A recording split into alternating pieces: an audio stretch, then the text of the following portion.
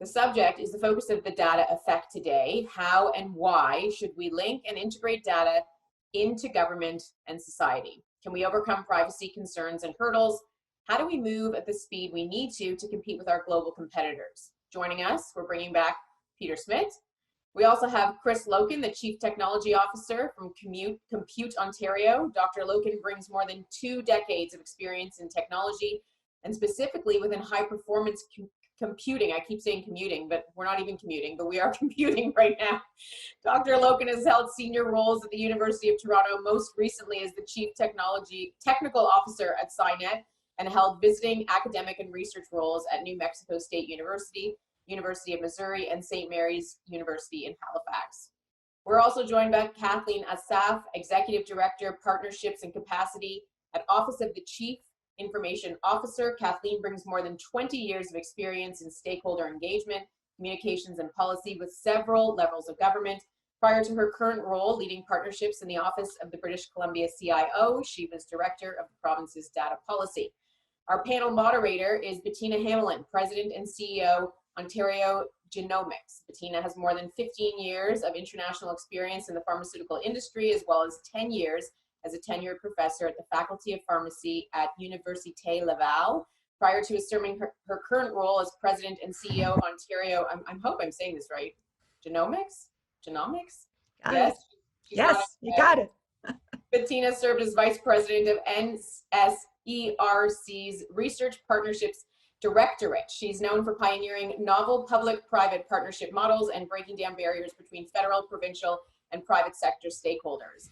We're going to take a look at our recent poll results just before we get to this, or I don't know if you want to do that, Mark, if you want to go to the poll first. Yes, here we are. Okay, so you guys can discuss this as well. Is a lack of progress in linking databases primarily due to technology? Only 5% are saying that. Policy and or legislation, 58%, and culture, 38%.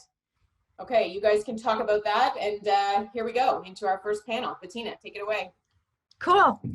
Thank you so much, Naomi. Hello, everyone, and hello to my panelists here. Really excited to have this discussion about, how and why to integrate data. We've had great introductions here. There's no doubt that, in the 21st century, data is power, pro-social, pro-innovation power. But to unleash that power, we have to get to the data and we have to integrate all the data there is. And so for the purposes of our panel here, with data, we really talk about information because data is employed in science. Like I think a lot about genomics and how we link genomics data to clinical and healthcare data.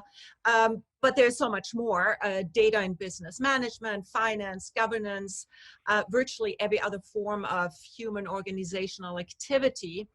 And so we really want to delve sort of in how data can be better used by government to guide critical decisions that really impact every aspect of society.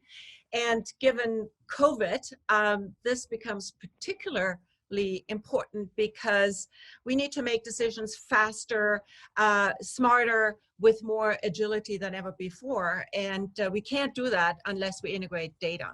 So as the CEO of Ontario Genomics, I'm acutely aware of the opportunities of aggregating and integrating data.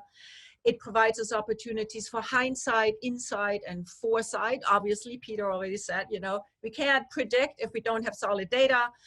So that all sort of flows together. Huge opportunity, encouraged actually by the views of folks here on the line that there's sort of a sense that we're on the right track.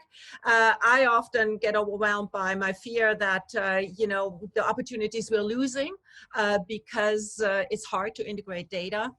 And we need to get there. So I'm really looking forward to hearing from my panelists what they're thinking. And I thought I'd kick it off with a first question. We've heard a little bit from you, Peter, what Estonia is doing.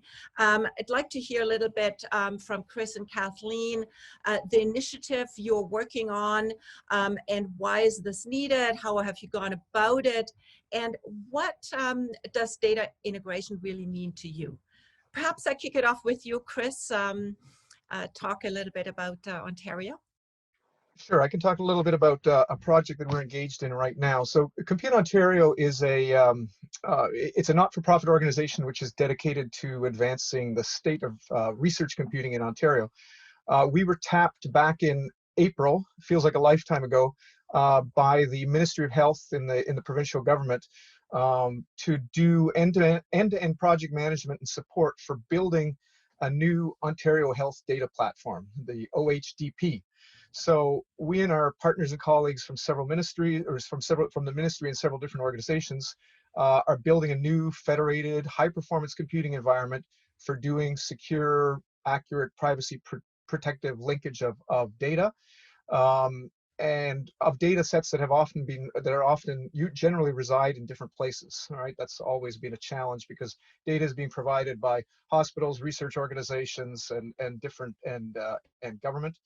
And obviously, you want to be able to tap into all that to deal with something like COVID-19.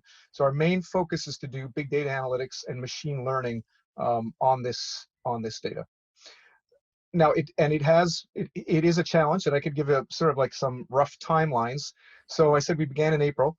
It basically took just over 3 months to stand up the first platform in this federated platform. But we had some advantages there because that platform already had health information in it. It was already designed for doing that, had privacy authorities and so on in place. The new platform, however, is being built from scratch, and that's rough. Even though it's a pandemic and government and everybody working on it is motivated to work quickly, it's likely 7 months from when the idea was first hatched until we launch. Now, I think that may be a record-setting pace, but in a time of pandemic, it's a lot of time, and that is driven by a number of things dealing with regulations, data sharing agreements, privacy authorities, and so on. Thanks.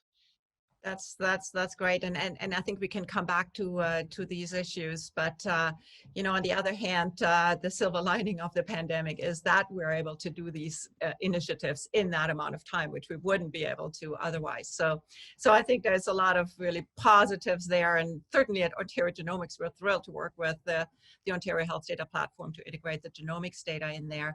How about British Columbia? Kathleen, tell us about the great work you're doing there. Good morning, Bettina, and good morning, everyone. I'm happy to tell you a bit about the experience we've had in BC integrating data and creating a program for the use of integrated data in BC.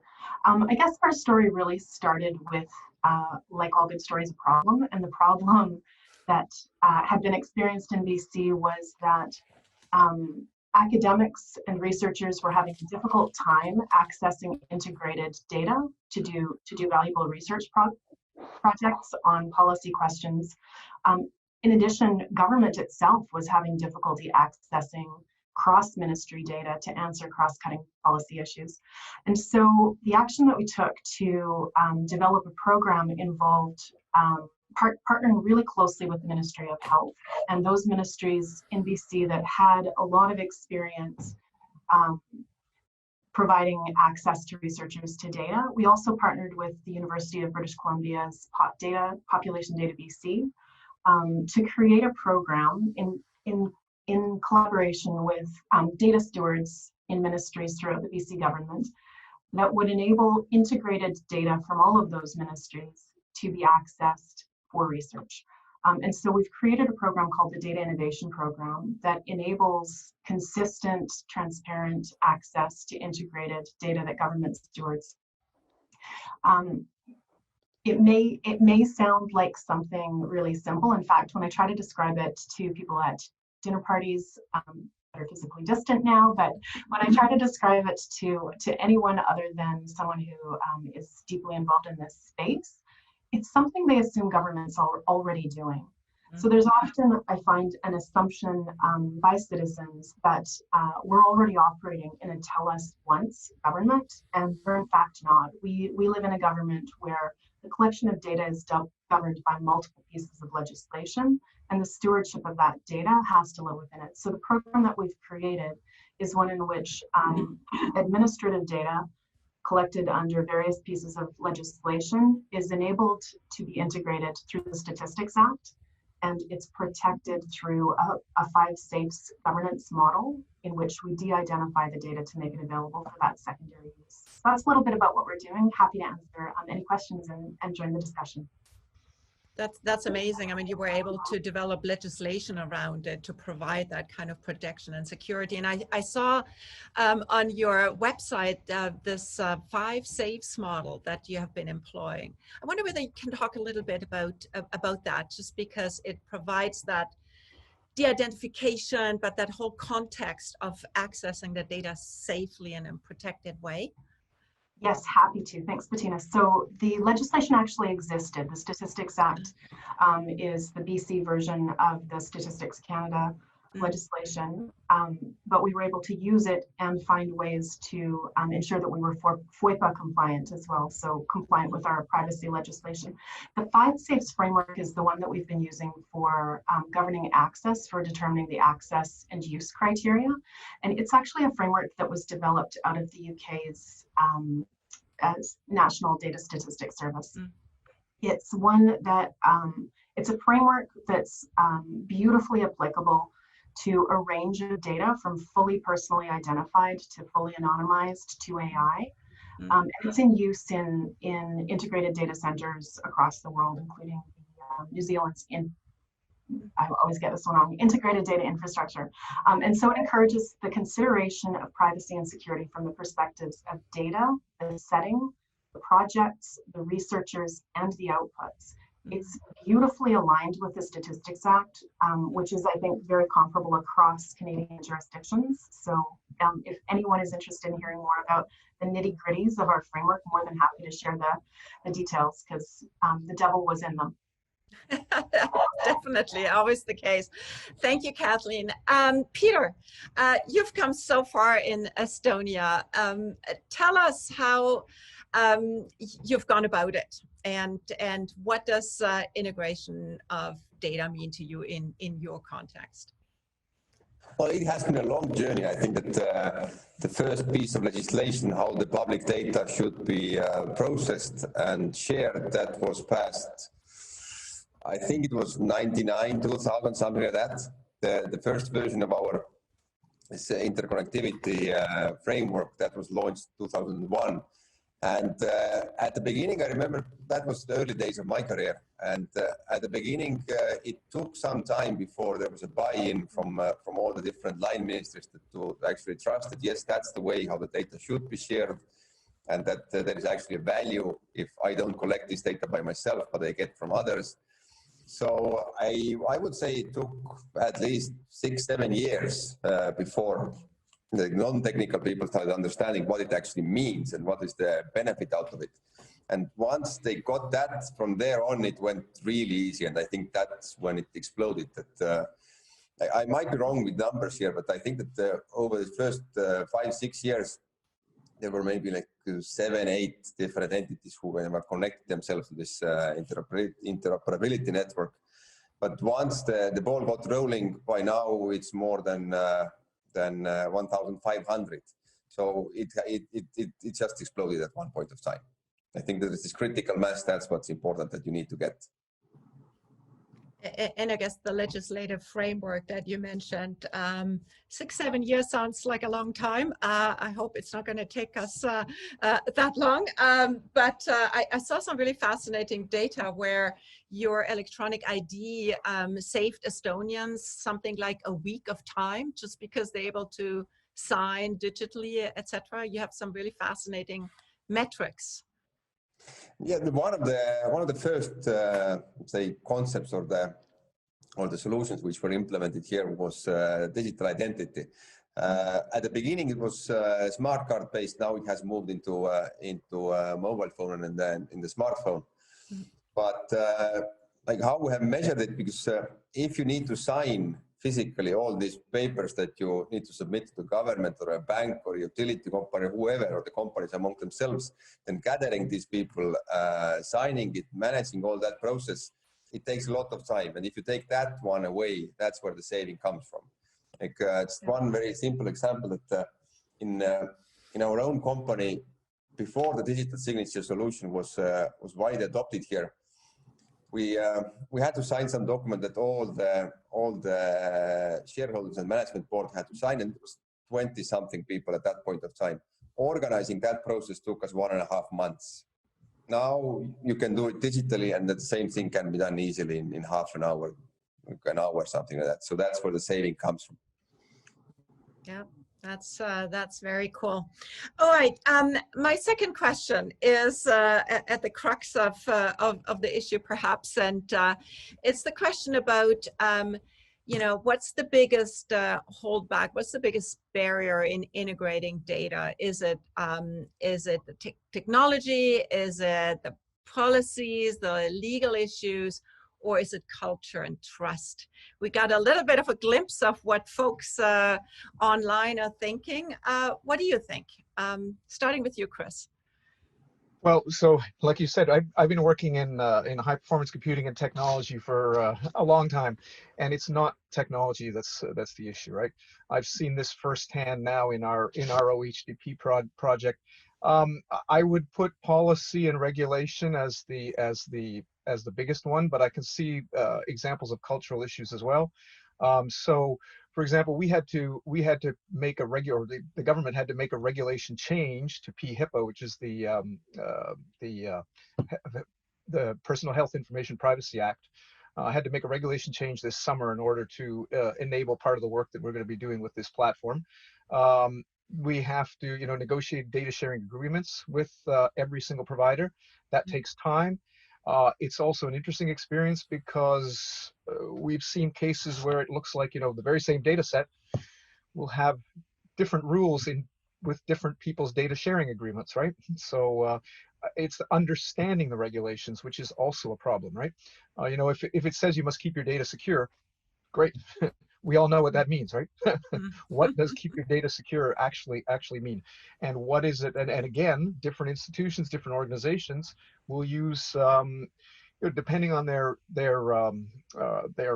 exactly how they look at their risks, there'll be different appetites for what they will allow.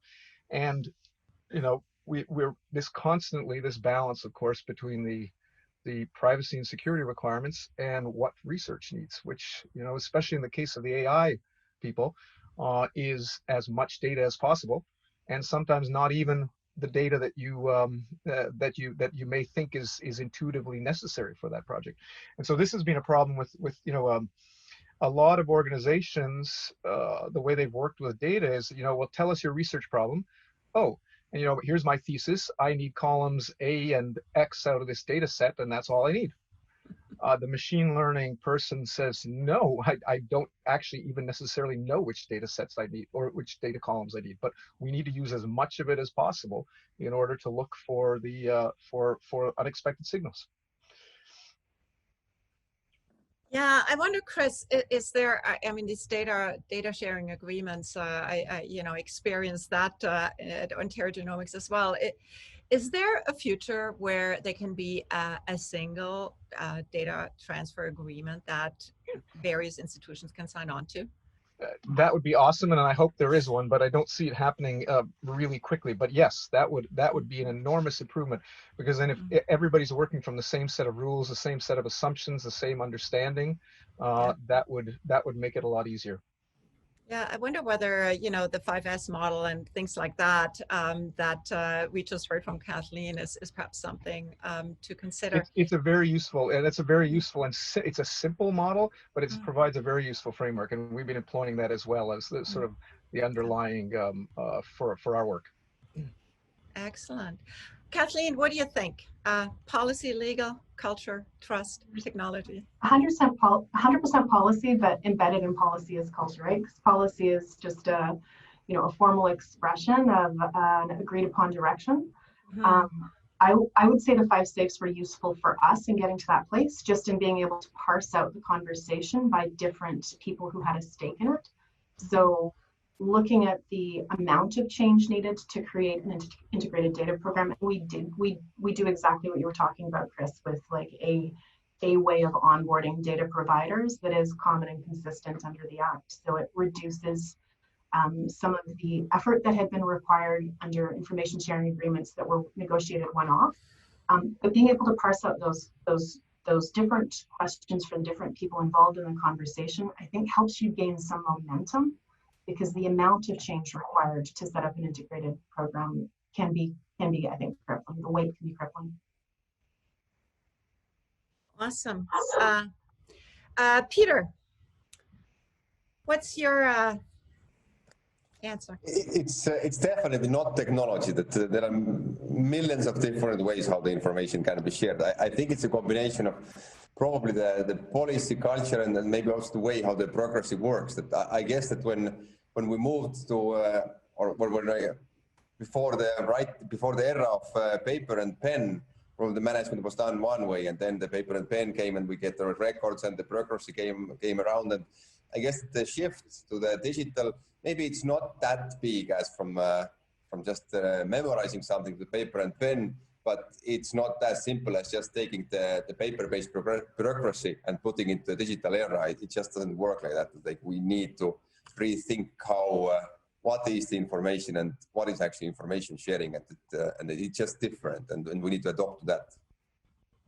Yeah, and I gather we have to deal with many different generations in the system that are more or less comfortable with the digital world as well.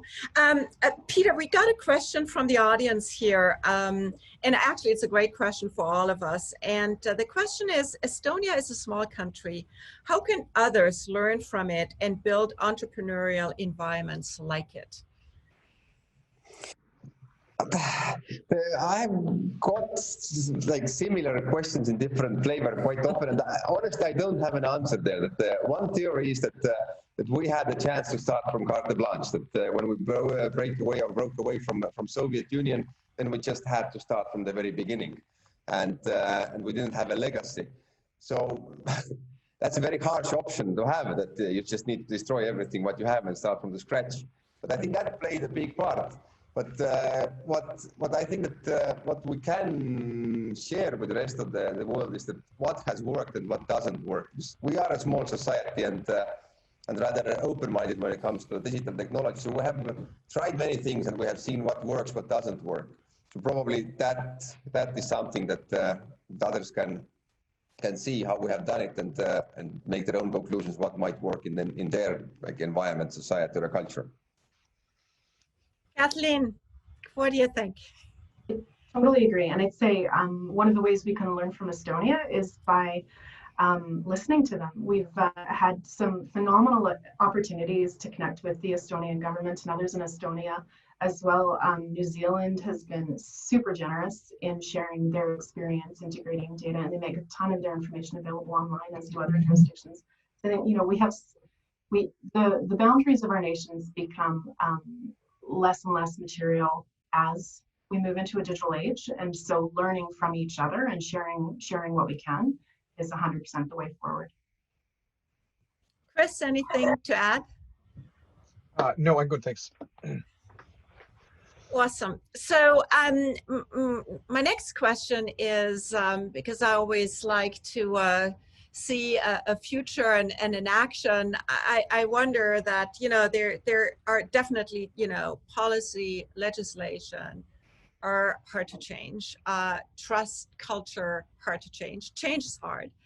But if you're sort of thinking about what you're currently doing, what you'd like to see happen in the near future, thinking about the pandemic perhaps, or, you know, not entering into the next pandemic, what are some of the steps that you think we could take after this session today to move the needle a little bit further? I can start. Like, I think that being more agile and taking the small steps and see how it works or if it doesn't work, and like being able to admit that yes, that was a mistake, that now we kind of need to go backwards and try something else. That's probably the way to go. That having this multi-year huge programs that you build for 5 years and then you launch it and it doesn't work, like, it just gets everybody down. But doing it with small steps, that's, I think, the way forward. Excellent. Chris? I'd agree with that. I think there's a big advantage to that. In our case, I'm not sure if it was a small step, but the health data platform, I mean, has been very important for. I mean, it exposes the issues. More people understand what the problems are. So my background is theoretical astrophysics. Data sharing was never a big deal. It was big. It was. I mean, there were large data sets. It was technically difficult at times, but it was. We didn't need to. We didn't have these same, privacy and security concerns. And that's definitely that definitely is slows things down. But what I'm hoping is that people will see the value of doing this. So there's been over the past years, there's been a convergence of AI and HPC, high performance computing. So AI needs lots and lots of data. We're not even, we're talking tens, hundreds of terabytes. I mean, potentially like petabytes type of data. And that requires, huge fast storage, and it requires an awful lot of compute resources in order to process that. And that's exactly what the high performance computing world has specialized in for the past 50 years. And in fact, like world class, like top world class supercomputers are now being built with AI workflows and AI goals being part of the architecture design for them. So I think for the government to see what can come out of these type of platforms, the results, that's going to be key to accelerating this process. Because, for example, we're dealing only with administrative health data right now. In the next year, we really hope to add a lot more genomics, imaging, and different types of data, unstructured data. But ultimately, government has a lot more data sets than just those health related ones, right?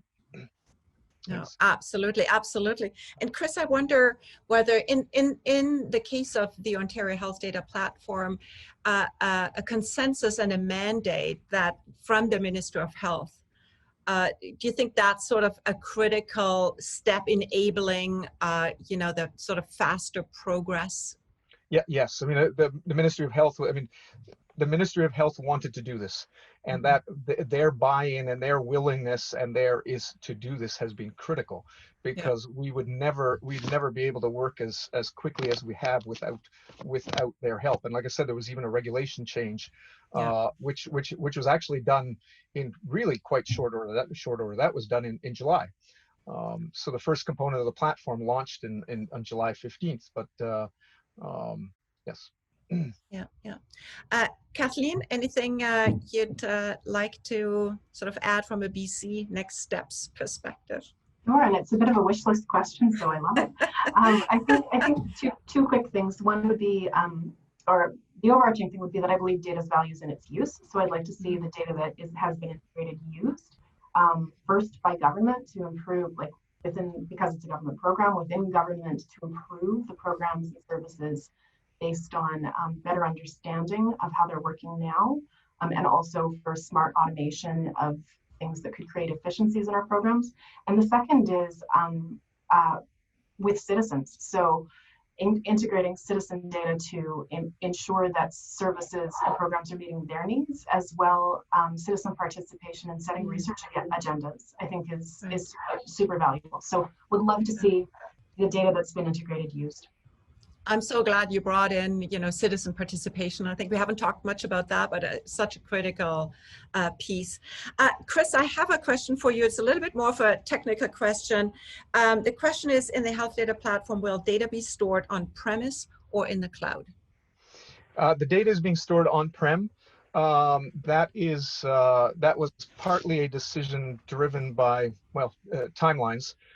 There was a I could imagine doing it in the cloud, and to do it quickly, that is a very smart way to do it. But there was a lot of concern that about the reaction to that, right? Unfortunately, this is part of the legacy things, right? People still remember that all your data sits in the U.S. and is subject to the Patriot Act or whatever, right? But that's not the case any longer. But there's still some of these perceptions, right?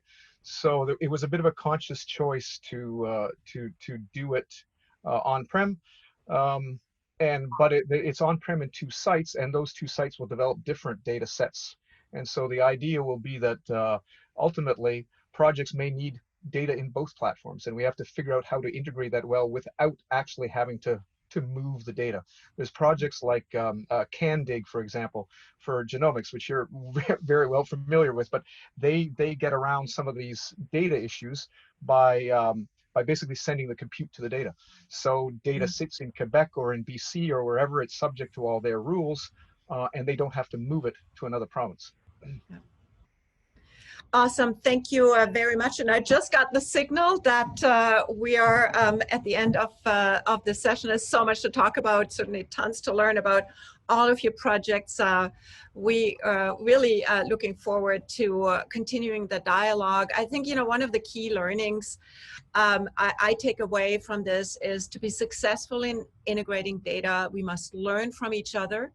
And we must work across stakeholder groups and organizations, government, to bring all the diverse experiences and viewpoints to bear so we can accelerate it. It's great. So we heard we no longer, the technology is no longer the stumbling block. We can solve this. What's holding us back is more policy legislation, culture, fear of change, and I think some great ideas here to continue to work on solving these. And I see Minister Bettina Hamelin is actually online, President of the Treasury Board, and I know that he has some really interesting ideas and a vision for a smart government in Ontario. And so thank you very much. Great panel. Love the discussion, and thank you very much, everybody. Bye-bye. It really was. Thank you so much, Peter, Chris, Kathleen, and Bettina. As Bettina said, I think what she learned is what I learned as well, learning from each other. And I like the comment Kathleen was talking about, using the data that we actually have. So some interesting points made. I know everyone on the side here is talking about the interesting points. And as Mark mentioned, I think it's incredible what Peter said. We're amid a transformation as impactful as when we adopted pen and paper. So we're really at a crossroads here. It's quite incredible.